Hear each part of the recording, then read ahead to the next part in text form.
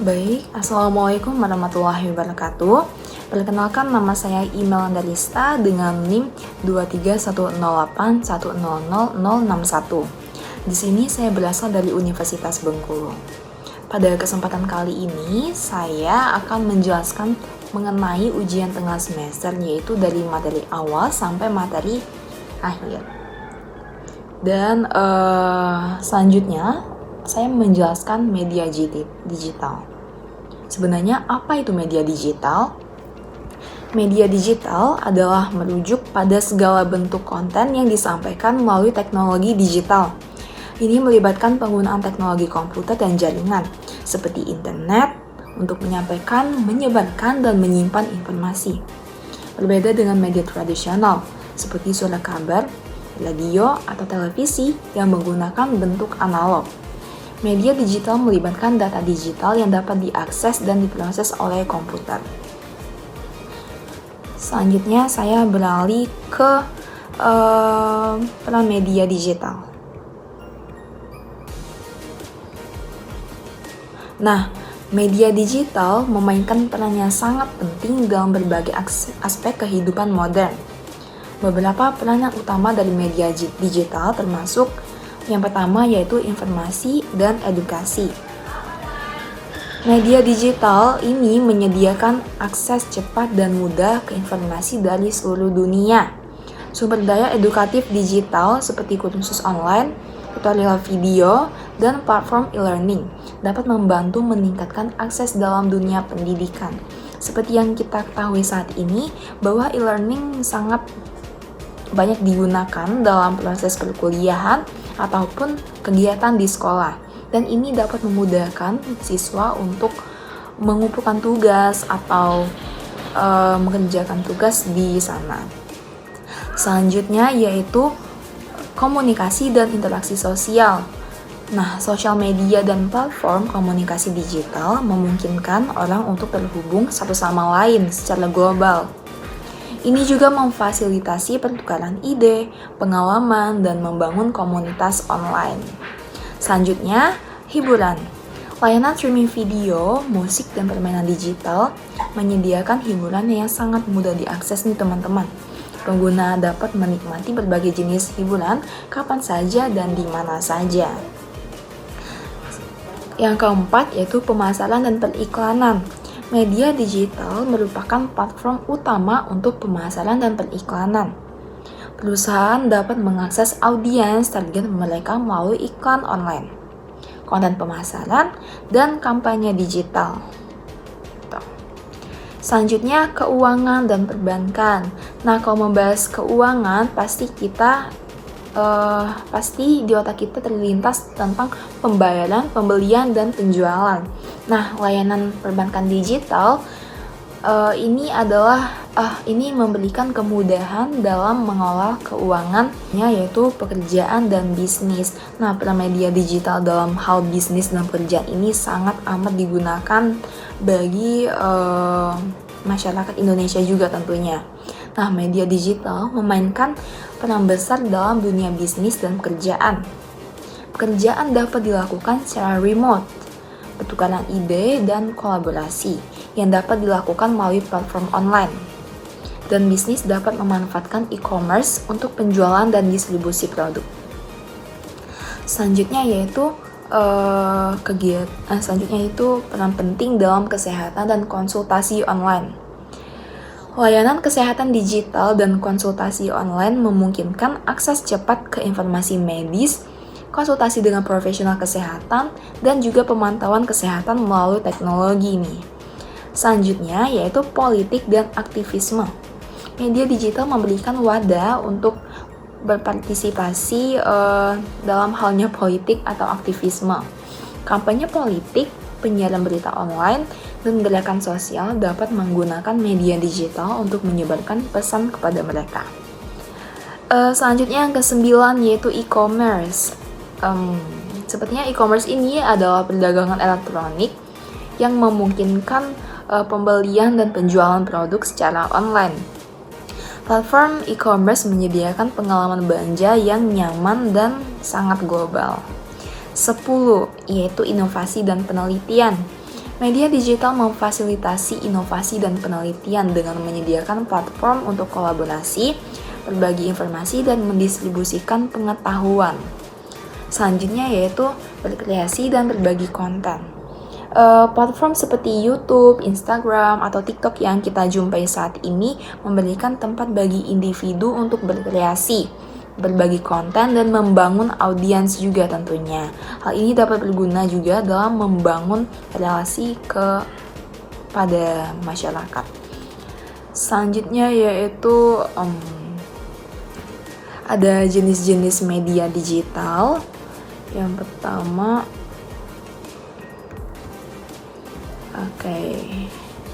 yang pertama ada sosial media. Nah, sosial media adalah platform seperti yang kita jumpai pada saat ini, yaitu ada Facebook, Twitter, Instagram, Snapchat, dan lain sebagainya. Dan ini juga memungkinkan pengguna untuk berinteraksi, berbagi konten, atau terhubung satu sama lain melalui online. Yang kedua yaitu web atau situs web. Halaman web yang dapat diakses melalui internet dan berisi berbagai informasi, mulai dari teks, gambar, hingga video dan animasi juga tentunya. Selanjutnya ada aplikasi mobile. Aplikasi mobile adalah aplikasi yang diunduh dan diinstal pada perangkat mobile, seperti smartphone, tablet, dan ini bertujuan untuk memberikan layanan atau informasi tertentu. Selanjutnya ada podcast. Nah, banyak sekali di YouTube menggunakan podcast sebagai konten mereka. Nah, apa itu podcast? Nah, podcast itu adalah rekaman audio atau video yang dapat diunduh atau di-stream melalui internet. Nah, biasanya dalam format seri atau episode gitu. Selanjutnya ada e-book. E-book ini apa sih? Seperti kepanjangannya yaitu electronic book. Nah, electronic book yaitu buku elektronik yang dapat diakses dan dibaca melalui perangkat elektronik seperti e-reader atau tablet dan lainnya. Selanjutnya streaming video dan audio. Nah, streaming video dan audio ini adalah layanan seperti Netflix, YouTube, dan lainnya yang menyediakan konten video atau video yang dapat di-stream secara langsung melalui di internet. Media digital memiliki berbagai keunggulan juga dalam streaming video ini. Dapat mengakses aksesibilitas kita, distribusi, dan interaktivitas. Oke, selanjutnya ada blog ya. Nah, blog ini adalah platform yang memungkinkan individu atau organisasi yang mempublikasikan konten secara reguler, seperti artikel, opini, atau catatan pribadi. Selanjutnya ada email marketing. Nah, email marketing ini adalah penggunaan email untuk tujuan pemasaran, baik dalam bentuk newsletter, promosi, atau komunikasi pribadi. Selanjutnya ada permainan digital. Permainan digital adalah permainan video dan permainan mobile yang dapat dimainkan atau digunakan melalui perangkat elektronik. Selanjutnya ada forum online. Forum online ini apa sih? Nah, forum online itu seperti komunitas atau platform untuk diskusi online di mana pengguna itu dapat berbagi informasi, pengalaman, dan pandangan. Saya memiliki contoh. Waktu itu saya pernah mengikuti forum online. Itu satu komunitas online yang mana tersebar di seluruh Indonesia. Jadi di situ saya menambah relasi, pengalaman juga tentunya. Selanjutnya yaitu ada ruang virtual atau ada augmented reality atau disingkat AR dan VR. Adalah lingkungan digital yang menciptakan pengalaman baru melalui penggunaan teknologi AR dan VR. Selanjutnya ada layanan berbasis lokasi. Selanjutnya ada keuntungan dan tantangan di media digital. Nah, apa aja sih keuntungannya? Yang pertama, akses informasi sangat cepat dan luas. Jadi media digital ini memungkinkan akses cepat dan mudah ke berbagai informasi di seluruh dunia. dan juga memungkinkan pengguna untuk tetap terinformasi secara terkini, terupdate juga. Selanjutnya ada interaktivitas dan partisipasi. Maksud interaktivitas di sini adalah peran media digital itu dapat berpartisipasi secara aktif melalui komentar, suka, dan berbagi konten. Hal ini juga dapat terjadi ketika kita menggunakan sosial media. Itu terdapat kolom komen, suka, dan share. Itu juga dapat menggali relasi kita dan menciptakan lingkungan interaktif dalam kenyamanan penggunaan sosial media.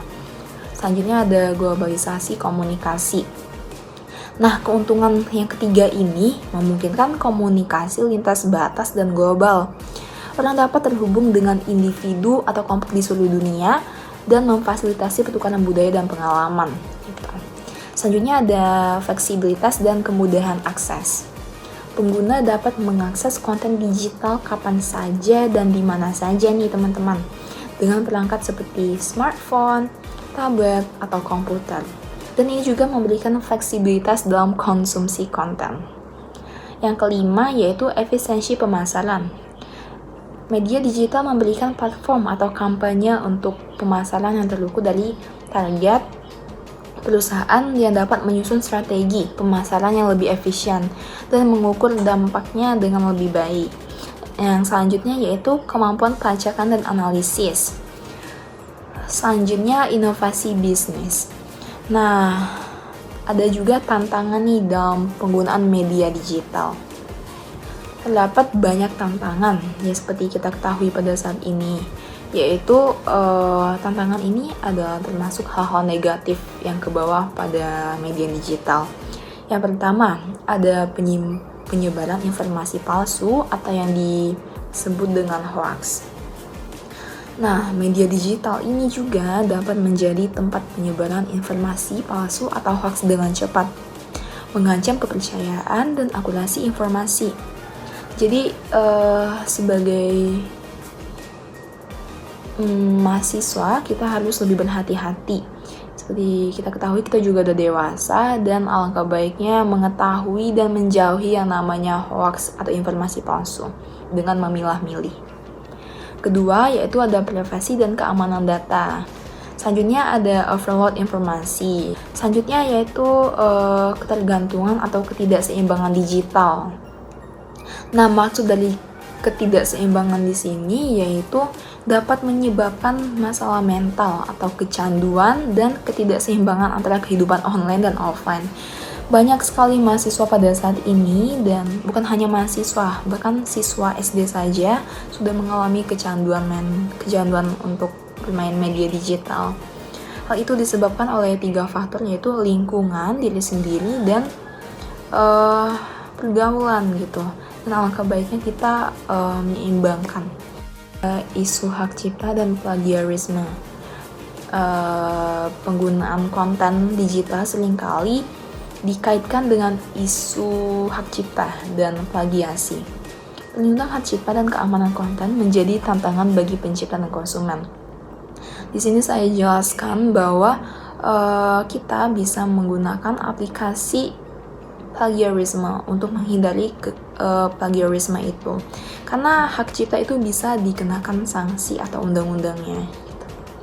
Selanjutnya, tantangan dalam media digital yaitu kesenjangan akses. Selanjutnya ada tantangan etika, yaitu ada perubahan model bisnis tradisional. Selanjutnya yaitu saya akan membahas mengenai game edukasi.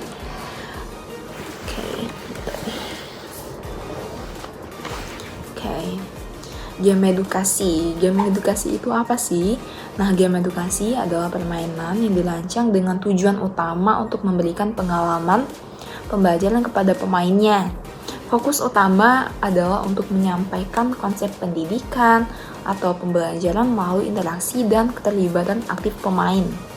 Game edukasi dapat mencakup berbagai subjek dan keterampilan, mulai dari matematika dan sains hingga bahasa dan keterampilan sosial. Nah, selanjutnya ada peran game edukasi ya. Peran game edukasi sangat penting dalam konteks pembelajaran modern nih. Berikut adalah beberapa peran game edukasi. Yaitu yang pertama, pembelajaran yang menyenangkan. Jadi game edukasi ini menyajikan materi yang menyenangkan dan menarik. Ini juga menjaga minat dan motivasi siswa untuk terus belajar. Yang kedua, interaktivitas dan keterlibatan. Yang ketiga yaitu pengembangan keterampilan kritis. Yang keempat yaitu pelatihan keterampilan sosial. Yang kelima, adaptasi pada kemampuan individu. Yang keempat, peningkatan kreativitas. Ketujuh, peningkatan retensi informasi. Kedelapan yaitu pengajaran konsep abstrak. Yang kesembilan yaitu penggunaan teknologi. Dan 10, pengembangan keterampilan berbasis proyek. Yang ke-11 yaitu evaluasi kinerja. Jadi di sini kita dapat menyimpulkan bahwa peran game edukasi dalam lingkungan itu sangat amat bermanfaat dalam hal positifnya. Hal ini juga didasarkan oleh penggunaan teknologi, yaitu dengan memanfaatkan teknologi ini untuk menyampaikan materi pembelajaran, terutama dalam bidang pendidikan tentunya. Saya sebagai mahasiswa pendidikan di sini sangat amat terbantu oleh adanya game edukasi. Dengan ini memudahkan saya sebagai calon tenaga pendidiknya nanti untuk membuat aplikasi atau hal-hal media tentang digital itu untuk mengembangkan proses pembelajaran nantinya. Hal itu juga dikaitkan dengan kemajuan zaman.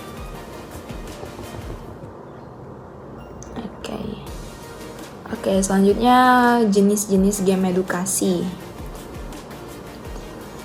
Yang pertama yaitu game simulasi.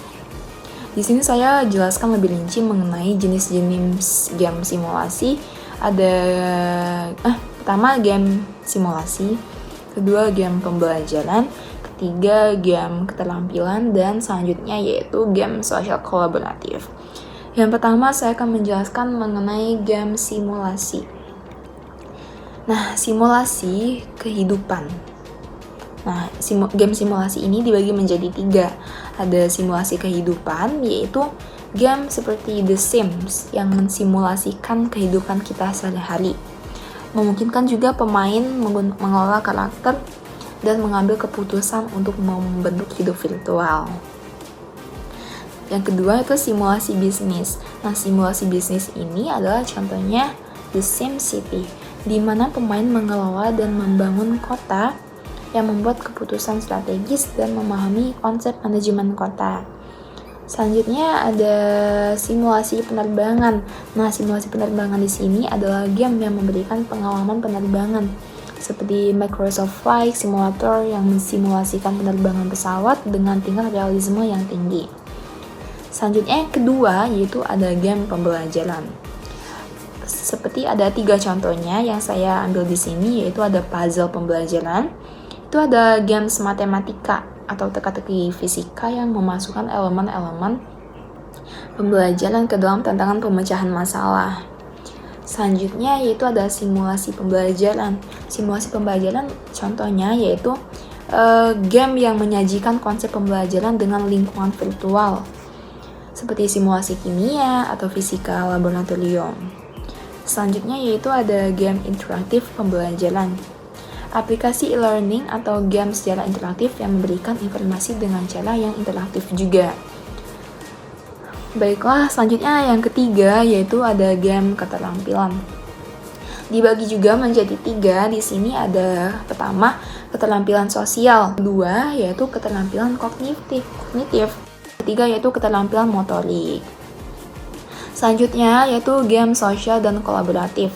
Game sosial dan kolaboratif ini dibagi menjadi 3 lagi, yaitu ada game kolaboratif online seperti Fortnite atau Among Us. Yang kedua ada game sosial simulasi. Nah, game sosial simulasi ini seperti di dunia virtual, di mana pemain dapat berinteraksi dengan karakter lain dan membangun hubungan sosial.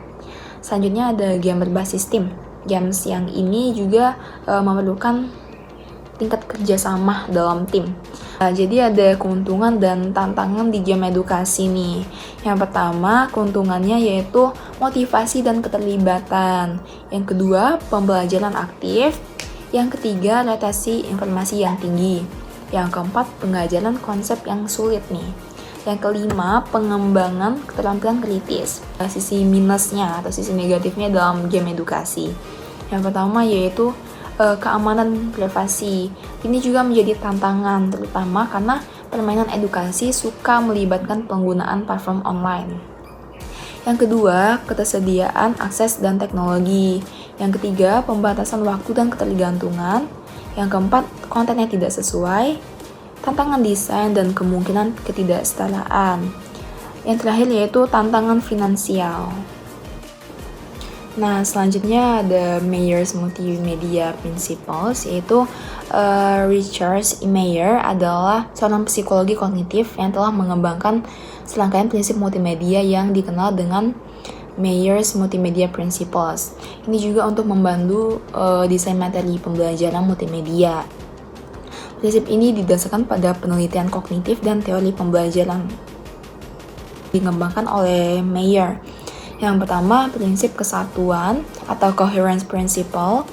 Yang kedua ada prinsip modularitas atau modality principle. Yang ketiga ada prinsip dual coding atau redundancy principle. Yang keempat ada prinsip pengelolaan beban kognitif atau cognitive load principle. Yang kelima ada prinsip kontiguitas. Yang keenam prinsip waktu. Nah, selanjutnya ada teori Clark and Lyons Principles. Clark and Lyons mengembangkan 4 components of multimedia learning atau teori dual coding yang mencakup 4 komponen utama, yaitu verbal component, imagery component, spatial contiguity, temporal contiguity. Jadi teori dual coding ini menekankan pada siswa bahwa dapat lebih baik dan memahami dan mengingat informasi ketika informasi verbal dan visual disajikan bersamaan. Selanjutnya ada Lower Visual Literacy Principle. Nah, di sini ada prinsip seleksi, ada prinsip organisasi.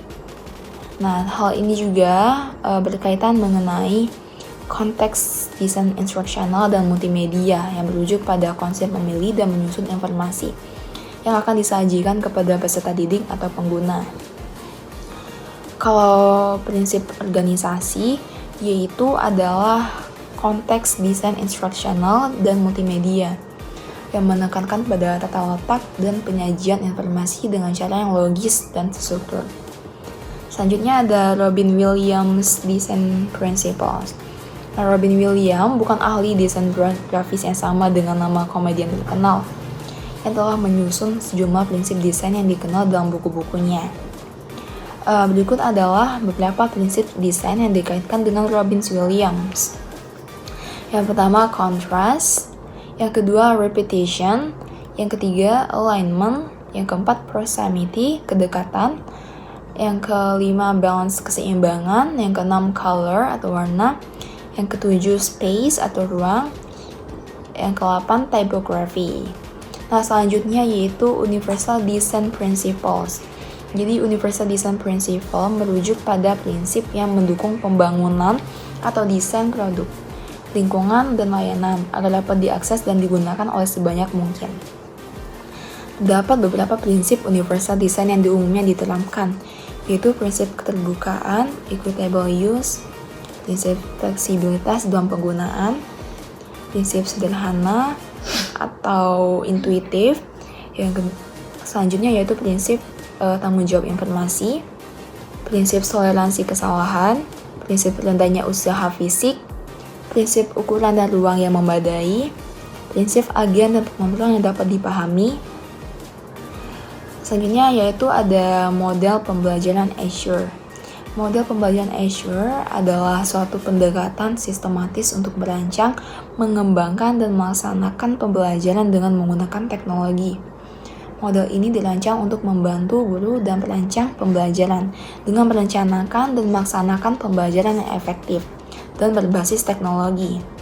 Azure sendiri merupakan singkatan dari 6 langkah utama dalam model ini, yaitu Analyze Learners, State Objectives, Select methods media and materials, utilize media and materials, require learner participation, evaluate and revise. Nah, ada keunggulan dan keterbatasan model Azure. Mungkin itu saja yang dapat saya sampaikan. Terima kasih. Wassalamualaikum warahmatullahi wabarakatuh.